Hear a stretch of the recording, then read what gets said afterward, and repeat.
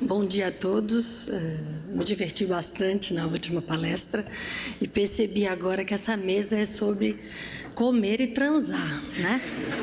E aí venho eu falar de agulha agora. Fiquei muito feliz em saber que agora eu posso falar para os meus pacientes, para as pacientes que reclamam que o parceiro querem e elas não mais, que isso é medicina baseada em evidência, né? Bom, como é que eu passo aqui? Deixa eu apertar.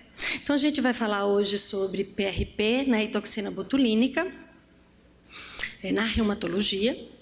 E eu sempre gosto de começar a minha aula, e os meus residentes estão acostumados, quando eu falo de procedimentos, lembrando do que fez a gente fazer reumato, né?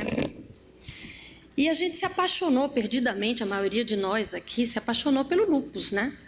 Foi por essa doença, por essa paixão que a gente resolveu ser reumato. Mas aí, rapidamente, a gente percebe que reumato é muito mais, principalmente a reumato do dia a dia, do consultório, é muito mais do que a autoimunidade.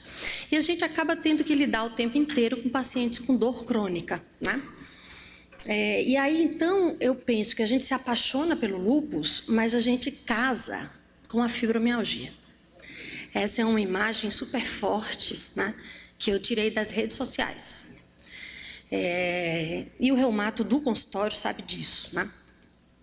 E aí a gente vê o interesse muito intenso dos reumatos jovens por medicação sintética, por biológicos, e acaba subutilizando a terapia local, que é a minha grande paixão, né?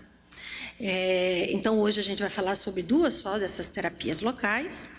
E eu gostaria de lembrar que, em 1950, foi a primeira vez que se fez uma injeção intraarticular com corticoide. Mas só depois de 2010 é que a gente começou a utilizar pela via intraarticular o plasma rico em plaqueta e a toxina botulínica. E é óbvio que quando a gente fala de novas terapias, a gente sempre lembra daquela doença onde tem menos remédio, né? Que atinge várias articulações, e nós sabemos já há muito tempo que a dor do paciente com osteoartrite não se deve só à doença condral e subcondral. Cada vez mais a gente dá importância à sinovite, ao edema ósseo e à inflamação neurogênica. Isso é muito importante quando a gente fala de toxina botulínica. Mais uma vez, lembrando para quem não é reumato, osteoartrite é uma doença muito prevalente, apenas com poucas recomendações universais, educação e treino, né? Corticoide intraarticular de vez em quando, né? São poucas as recomendações. Então, a toxina botulínica, ela causa o botulismo com parada respiratória e ela é utilizada e desenvolvida desde a Segunda Guerra Mundial, principalmente, ultimamente, para fins estéticos. O que é que ela faz? Ela inibe a liberação exocitótica da acetilcolina na fenda sináptica e ela causa, na grande maioria das vezes, paresia. A gente tem 7 subgrupos, a A é a mais utilizada.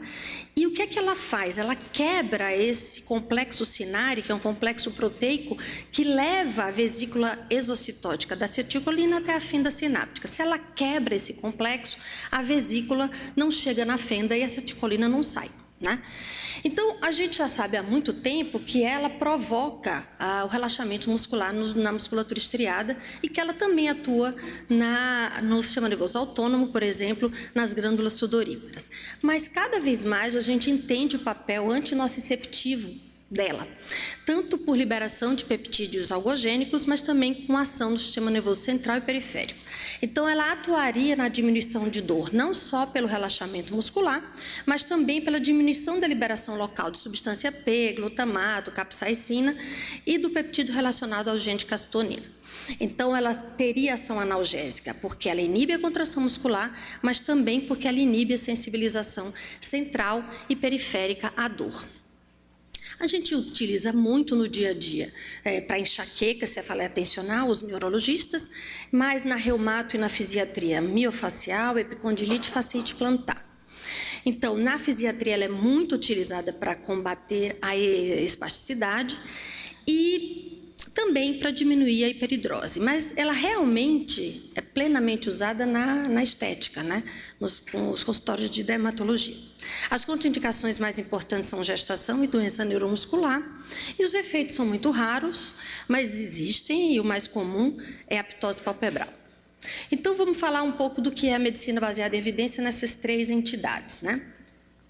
Quando a gente vai na literatura e procura os trabalhos controlados randomizados, a gente encontra 11, onde 8 houve superioridade da toxina botulínica. Então, sempre que tiver vermelho, é que o que a gente está estudando foi superior ao controle. Então, aqui versus placebo, salina, versus anestesia, aqui versus metilprednisolona, houve, da grande maioria dos estudos, efetividade principalmente para dor e para função. Pouco estudo controlado, muita meta-análise. Então, aqui são 2 slides só de meta-análise. Nesse primeiro aqui, a gente vê 7 meta-análises para 2 efetividades, né, 2 efetivas, para fasciite e epicondilite e para o ombro doloroso pós-AVC, para dor e função. Nessa nova leva também, desde 2012, 8 e 2 sugerindo efetividade para miofacial, e aqui efetividade para miofacial cérvico-craniana, para dor e até 6 meses. Aqui para síndrome piriforme, em uma meta-análise que foi inconclusiva para as outras miofaciais. E para epicondilite lateral, a gente tem 6 estudos, onde em 4 versus salina, uma até com N grande, 130, ela foi superior, principalmente para dor, mas ela, nessa entidade, ela promove uma paresia da musculatura extensora do punho. Quando ela é comparada com o corticoide, como vocês estão vendo aqui nos últimos 2 trabalhos, o corticoide foi melhor, uma acetonide de triancinolona, para dor, e mais uma vez lembrando que ela produz paresia. Temos 3 meta-análises só, em 2 ela foi superior, na última foi comparada ao corticoide, principalmente para dor, né? E para fascite plantar, a gente tem 7 estudos, e na grande maioria deles, em 6 estudos, ela foi superior, inclusive, a corticoide, né? Principalmente para dor e para função, para dor matinal. Ela não foi superior à terapia por ondas de choque, nesse estudo com 72 pacientes. 2 únicas meta-análises mostrando superioridade dela sozinha em relação a outras injeções, né? Para melhora e para dor em até 6 meses. E aí vem a coisa que mais me encanta, né? Será que tem sentido da gente usar a toxina botulínica dentro da articulação? Alguns autores sugerem que ela diminui também a fibrose capsular, além de diminuir a inflamação neurogênica, né? Como é que é essa história da inflamação neurogênica? Então, a gente imagina uma articulação como a da osteoartrite, sendo o tempo inteiro estimulada mecanicamente e quimicamente, né? E a gente sabe que as fibras nociceptivas aferentes a delta e fibra C estão em várias estruturas articulares. Elas ficam sendo estimuladas o tempo inteiro por esses estímulos nocivos, e a aferência dela promove uma eferência, que é a liberação de peptídeos inflamatórios, provocando a inflamação neurogênica. Então, olha só, um joelho totalmente subvertido pela osteoartrite, com estímulos inflamatórios, térmicos, mecânicos, estimulando aferentemente essas fibras, a delta e C, e provocando uma eferência tanto a nível cerebral quanto a nível de medula espinhal, com liberação local eferente de substância P, glutamato e peptídeo relacionado ao gene da calcitonina, que são mediadores inflamatórios. Mais uma vez, osteoartrite. Vale a pena a gente pensar em novos tratamentos para essa doença? Uma doença tão frequente. Para joelho, 500 mil próteses totais de joelho por ano. E o pior, até 13% dessas próteses os indivíduos continuam com dor.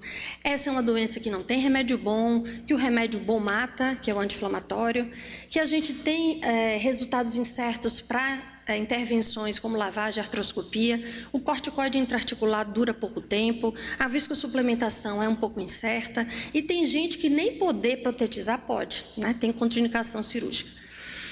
Então, os estudos com toxina botulínica pela via intraarticular começaram em 2006. Esses foram os primeiros estudos versus salina, em rato e cavalo, mostrando que ela era efetiva.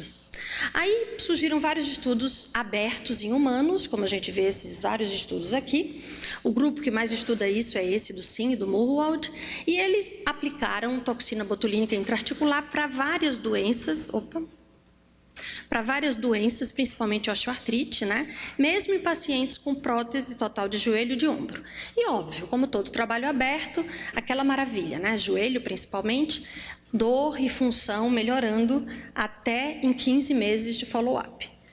O problema é quando a gente controla, né? Estudo controlado randomizado, a gente encontra só 6 na literatura e realmente nesses 6, 5 foram positivos para a toxina botulínica. Aqui a gente vê em relação à salina, em relação a corticoide, aqui outro em relação a corticoide, mesmo um em relação à educação. A maioria deles para osteoartrite, mas um para prótese, como vocês estão vendo aqui. Esse é o primeiro estudo com corticoide, 3 braços, baixa dose, alta dose de toxina e metilprednisolona. Mostrou que a baixa dose foi superior aos outros, mas a avaliação foi só intragrupo. E no que foi utilizado triancinolona versus toxina botulínica em capsulite adesiva, como a gente vê aqui, não houve diferença entre os grupos. As meta-análises para uso intraarticular. A gente tem só 4 meta-análises, as 2 primeiras falam a favor da toxina botulínica, mas também do corticoide, do ácido hialurônico, e aqui ela foi comparada ao ácido hialurônico, mas foi pior do que o corticoide, mas as últimas 2, inclusive, comparando com o corticoide, ela não foi superior, foi inconclusiva, na verdade, é a meta-análise. E aí a gente resolveu fazer o nosso estudo, né, que acabou de ser analisado. Esse estudo foi a tese de mestrado da Jamile Godoy Mendes, eu fui a orientadora, e a gente estudou 105 pacientes prospectivamente, avaliados até 12 semanas. Osteoartrite primária de joelho, o primeiro grupo triancinolona, o segundo grupo toxina botulínica e o terceiro grupo salina, todos eles com paracetamol, né? O que é que a gente avaliou? Várias variáveis locais, funcionais e de qualidade de vida. E também a gente avaliou esse paciente em termos de ultrassom, medida longitudinal e medida transversal. E aí o que é que a gente encontrou? Em 12 semanas, quase nada. Uma diferença muito pequena entre os 3 grupos a favor da triancinolona, apenas para dor e movimento. Ou seja, injetar salina dentro do joelho é muito bom. E aí a gente estava super animado com a toxina, né, botulínica, e viu que a única variável, a EVA de movimento, melhorou bastante no grupo corticoide, 4 e 8 semanas, mas nada mais. E aí a gente pensou, não, gente, vamos fazer uma subanálise aí, vamos ver se tem alguma outra coisa que a gente possa tirar desse trabalho. Será que é só isso mesmo?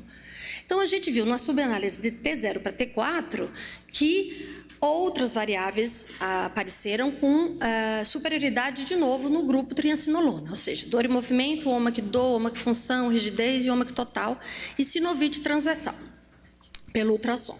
Ou seja, para esse grupo, nesse tempo de follow-up, nessa dose de toxina, a gente não encontrou vantagem nenhuma de fazer toxina botulínica dentro da articulação.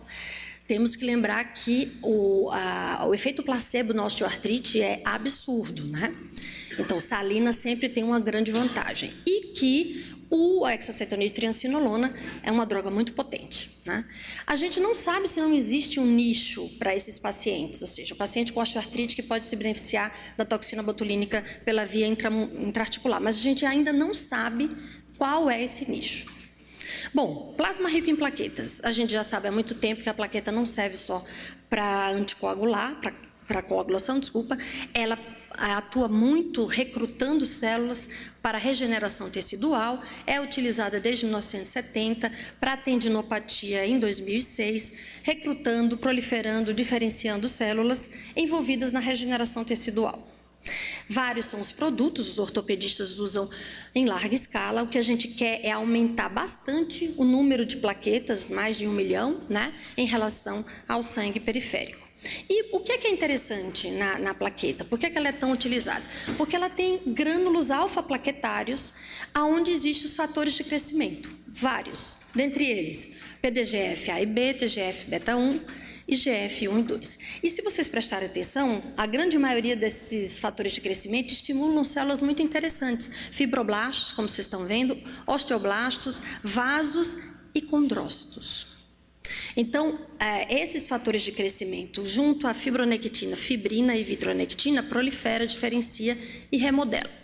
E aonde estaria a principal indicação, então, de usar plasma rico em plaquetas? Nas tendinopatias crônicas. A tendinopatia de Aquiles é onde mais os ortopedistas usam, né?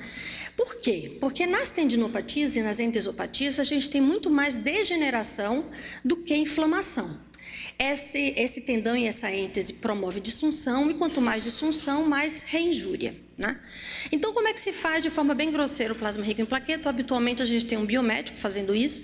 Esse sangue, 60 ml, é coletado, é anticoagulado, é centrifugado num protocolo específico, 1 ou 2 vezes, com aumento até de 400 vezes em relação à plaqueta. Aqui a gente tem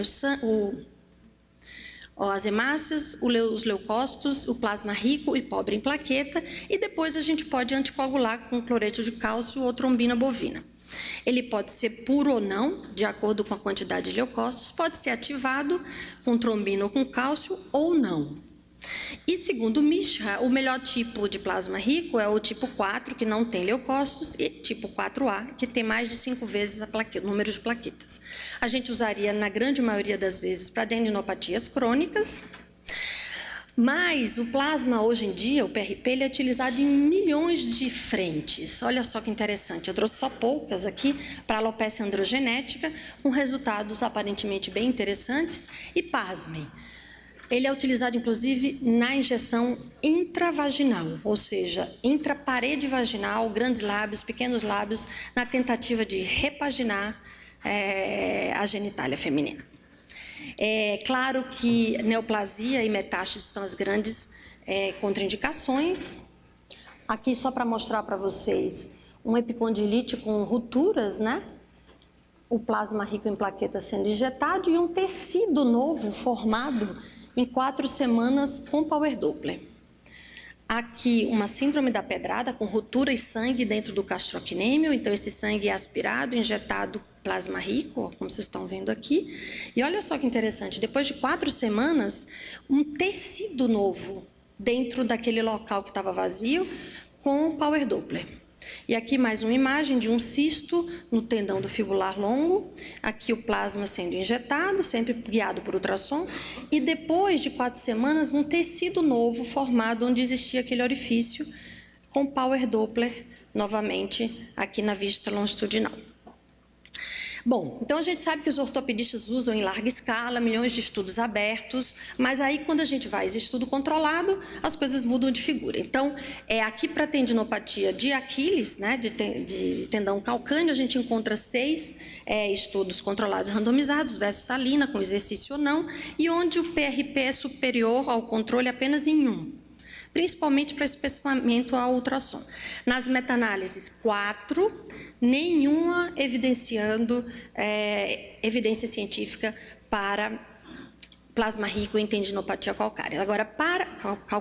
Agora, para epicondilite lateral, a gente tem bastante coisa. Os primeiros estudos controlados versus corticoide versus anestésico, 7 em 8 mostraram superioridade do plasma rico em plaqueto, exceto um com corticoide, um com 230 pacientes, para dor, função e melhora.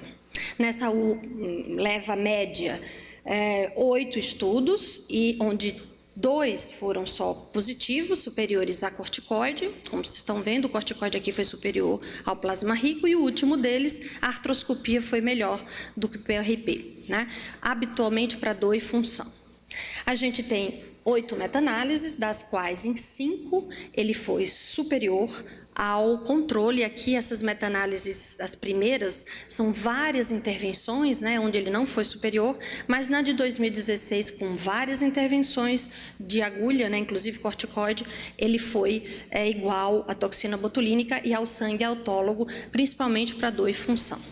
Para fascite plantar, a gente tem 8 estudos controlados, onde 4 mostrou a superioridade isolada do plasma rico em plaquetas, principalmente para dor, função, dor quando acorda, né? Ele não foi superior à terapia por ondas de choque. E temos 3 meta-análises mostrando a superioridade, 4, mostrando a superioridade dele em 3, principalmente para dor e sugerindo que ele é melhor do que o corticoide. Quando a gente coloca o termo tendinopatia e vai para as meta-análises, a gente encontra 9 meta-análises com 5 superioridade do plasma rico em plaqueta, mas não para tendinopatia de Aquiles, né? Onde ele é mais utilizado na ortopedia. Bom, e aí o uso intraarticular? Será que teria algum sentido? Mais uma vez, lembrando da osteoartrite, onde a gente tem drogas que não são boas, que são só sintomáticas, que não podem ser consideradas condroprotetoras ainda, as injeções intraarticulares não são tão fantásticas, o tratamento cirúrgico é maravilhoso quando não dá algo errado, né? E a reabilitação é fantástica, mas o paciente tem que querer fazer. Então, o que é que a gente sonha para o futuro? Drogas sintomáticas, drogas que aumentem função, que não tenha quase nenhum efeito colateral, que o paciente consiga não ir para a cirurgia, ou seja, algo que aumente o reparo e diminua a degeneração. Já se sabe que em culturas de condrócitos, os fatores de crescimento da plaqueta, eles podem produzir proteoglicana e colágeno e ajudar na produção de um tecido parecido com cartilagem. E esses três autores, eles são um pouco mais arrogantes. Eles acham que, quando se coloca o plasma rico dentro da articulação, os fatores de crescimento podem inibir a expressão gênica da metaloproteinase, das metaloproteinases, e regular a ação anabólica dos condrócitos, né? Estabilizando a cartilagem. Mais ainda, esses autores aqui, eles acham que o plasma rico em plaqueta dentro da articulação produz substâncias anti-inflamatórias, como receptores, né, de interleucina 1 e de TNF, e até interleucina 10. E aí, quando a gente vai para os estudos abertos iniciais, né, a gente tem 11 estudos, quase todos em osteoartrite de joelho, a gente vê que ele foi superior em todos, para dor e função principalmente.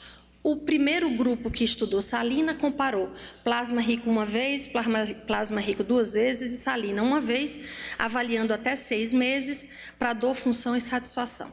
Os grupos com plasma rico em plaqueta foram muito melhor em satisfação e foram melhor estatisticamente em relação à dor. Então, aqui mostrando a queda da dor dos dois grupos e a não queda da dor no grupo salina.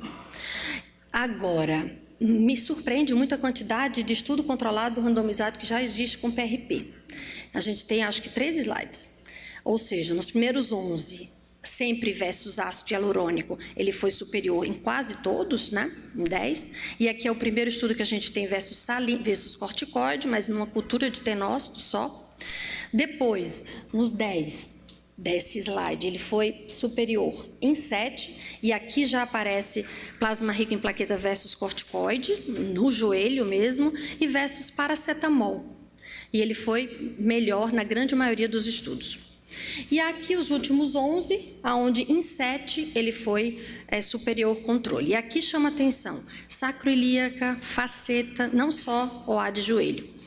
Aqui chama atenção que ele não foi superior, ou seja, foi igual à betametasona de artrose grave em 2017 já, mas para sacroiliaca e faceta ele foi melhor do que o corticoide. Então, nos 16 estudos controlados que a gente vê PRP versus ácido hialurônico, ele foi superior em 10. Nos 2, apenas 2, versus salina, ele foi superior nos 2. Nos 2 de corticoide no joelho, ele foi superior em 1 e não foi diferente em outro. E nos 2 com corticoide em articulações axiais, ele foi superior nos 2. As revisões sistemáticas mostram superioridade em quase todas elas, como vocês estão vendo aqui. Nessas 5 ele foi superior, né? Principalmente para artrose inicial, osteoartrite inicial, e nessas 8 ele foi superior em 7, versus ácido hialurônico, inclusive versus várias intervenções como essas aqui, inclusive versus corticoide. A grande maioria, não, todas as meta-análises para osteoartrite de joelho, né? Lembrando que em várias delas eles sugerem que a doença tem que ser inicial. Para lembrar a vocês que nesse slide, que até dentro do osso, ou seja, no osso subcondral, o plasma rico tem sido injetado em pacientes com osteoartrite. Então, aqui uma lesão, que depois se transforma nessa, e que depois se transforma nessa, depois do plasma rico. E aí a gente fez o nosso estudo, né? Esse é um estudo que vai ser o estudo de doutorado do José Carlos Tamashiro, onde a gente estudou de novo 3 grupos. O grupo acetonide de triancinolona com 33, o grupo PRP com 33 e o grupo salina com 33. Todo mundo com paracetamol, osteoartrite primária de joelho. Os instrumentos de avaliação exatamente iguais aos outros, ou seja, locais, né? Mas vários testes, o OMAC, teste de caminhada, teste de time and go, qualidade de vida. E nesse estudo, os indivíduos foram vistos até 1 ano, ou seja, 48 semanas de avaliação com avaliador cego. Também tivemos avaliação ultrassonográfica nesses pacientes, né? Longitudinal e transversal. E aí? Não sabemos ainda. Os dados ainda não foram abertos, a gente acabou de fechar o estudo e a gente torce para que algum subgrupo exista vantagem em fazer o PRP. Mais uma vez, todo estudo que a gente coloca um terceiro braço com salina, esses pacientes do terceiro braço acabam atrapalhando, entre aspas, não é atrapalhando, claro que não, mas eles têm um efeito placebo absurdo. E tem estudos que mostram que a salina dentro da articulação não é para ser considerada grupo placebo, porque, teoricamente, não só a sensação de entrar na articulação, como diluir mediadores anti-inflamatórios. E é óbvio que em todos esses grupos, quando havia derrame articular, a gente drena o derrame. Então, só o fato de drenar, de fazer artrocentese, já melhora os pacientes, né? Então, os grupos que estudam intervenção como a gente, eles sugerem que, em vez de colocar um grupo salina, a gente coloque um grupo onde a agulha entra e sai da articulação.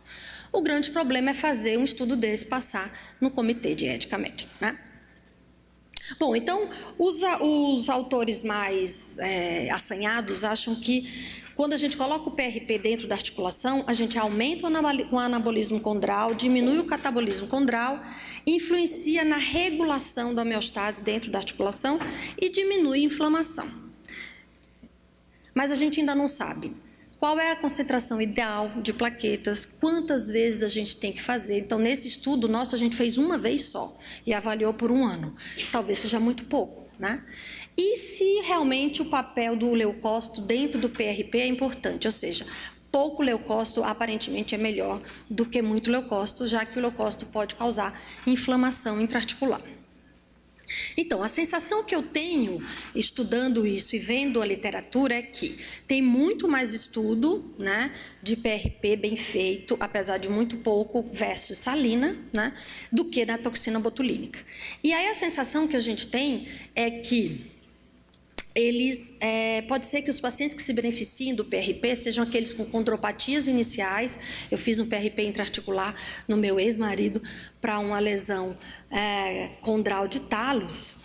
Ele virou ex-marido depois, né? E ele ficou absolutamente sem dor, né? E não tem mais dor até hoje. A gente não sabe se foi placebo, se ia acontecer isso mesmo, ou se o PRP realmente influenciou nisso. Pacientes mais jovens e pacientes com muito pouca alteração no raio-x. Agora, para TBA, a gente sabe de muito pouca coisa, né? Muito pouco estudo pela via intraarticular, muito estudo para intramuscular, né? E para as entesopatias. A sensação que eu tenho é que talvez exista um nicho para uso intraarticular da TBA. Em quem? O que a literatura sugere é que nos pacientes que falharam as nossas terapias convencionais. Então, naquele que foi refratário ao uso intraarticular do corticoide, ao ácido hialurônico, ou aquele que não pode usar o corticoide intraarticular, aqueles que têm prótese, isso me anima muito, paciente com prótese que continua com dor. Teoricamente, não tem contraindicação a usar a TBA, tem contraindicação a usar o corticoide, né, por causa do risco de infecção. E pacientes que nem poder ir para a cirurgia podem, né? Então, aqueles indivíduos com artrose velha, osteoartrite velha, que não podem protetizar. Essa é a sensação não baseada em evidência que eu tenho, que os pesquisadores que trabalham com TBA também têm. Então, eu sempre gosto de acabar essa aula lembrando que, para os apaixonados pela reumatologia, né, pela artrite reumatoide, a gente já inverteu há muito tempo a pirâmide de tratamento da artrite reumatoide, né? Eu acho que os meus residentes mais novos nunca nem ouviram falar nessa pirâmide, para falar a verdade. Só que para remédio sistêmico, para reabilitação, para intervenção, a gente não inverteu ainda essa pirâmide. E eu acho que é uma questão cultural, né? Eu queria acabar essa palestra homenageando ao meu professor francês, que me levou para a França e aonde eu fiz o meu estágio em reumatologia intervencionista e que foi professor de vários brasileiros, né, na França, que é o Charles Joël Manquez, e que falava o seguinte: o que nos distingue dos clínicos e o que dá toda a especificidade à nossa disciplina é a reumatologia intervencionista. Eu acredito nele. Obrigada.